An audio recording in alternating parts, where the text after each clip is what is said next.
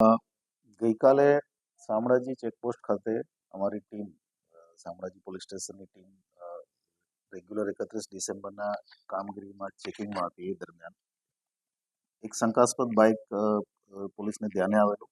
વધારે ડીપમાં પૂછપરછ કરતા એણે ગોળ ગોળ જવાબ આપ્યા હતા, એટલે એને કારણે થઈને આખું બાઇક ચેક કરતા એ બાઇક સવાર જે હતો બિરેન કરીને, એ ઉત્તર પ્રદેશના ફરુખાબાદથી બાઇક લઈ અને 2 દિવસ પહેલા નીકળેલો અને લૂંટના ઈરાદે અમદાવાદની આજુબાજુ અથવા અમદાવાદ સિટીમાં ક્યાંય લૂંટ કરવાના ઈરાદે એ 4 લોકો એક સાથે નીકળેલા અને એમની પાસેથી અમે 3 કટ્ટા દેશી ઇન્ડિયન મેડ ગન અને 18 જીવતા રાઉન્ડ કબજે કરેલા છે.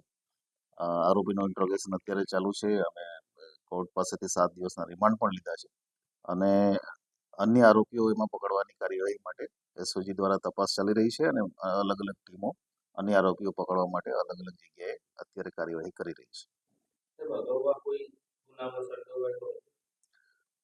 જે આરોપી અમે બિરેન પકડ્યો છે એ આરોપી અગાઉ અમદાવાદ બોપલ ખાતે જાન્યુઆરી મહિનામાં 2025માં 73 લાખની લૂંટ, જેમાં ફાયર આર્મ્સનો પણ ઉપયોગ થયેલો છે, વિથ આર્મ્સ એક્ટ છે.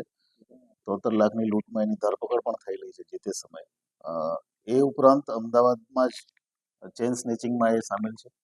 એની સાથેના જે અન્ય લોકો છે એ લોકો પણ અન્ય અલગ અલગ જગ્યાએ ગુનાઓમાં સામેલ છે. આ જે બંદૂકો મળી છે એમાં સીટ નીચે એણે જ્યાં પાના પકડ રાખવાની જગ્યા હોય ત્યાં બધી વસ્તુઓ સંતાડેલી. વધારે અગત્યનું એ છે કે આ જે વ્યક્તિ છે એ વ્યક્તિ લાઈવ રાઉન્ડ સાથે નીકળેલો અને કદાચ ઓપરેશન 2-3 દિવસમાં જ, કેમ કે એના મોબાઈલમાંથી ઘણા બધા ઇમ્પોર્ટન્ટ સ્ટ્રેટેજિક જે અમદાવાદના લોકેશન છે કોમર્શિયલ એસ્ટાબ્લિશમેન્ટના, એના લોકેશન અને એના ફોટા અમને મળ્યા છે. એટલે આગળની કાર્યવાહી એ દિશામાં અમારી ચાલે છે. હજી સુધી ઇન્ટ્રોગેશનમાં એવું દેખાયું નથી, પણ એવું બની શકે છે. અમે અમદાવાદ પોલીસ સાથે પણ સંપર્કમાં છીએ આ બાબતે અને જો અન્ય આરોપીઓ વધારે પકડાય તો વધારે ડિટેલ આમાં આવી શકે. અમારી પાસે 7 દિવસ માટે રિમાન્ડ ઉપર છે આરોપી, એટલે અમે બધી ડિટેલ આમાં કાઢવાના છીએ.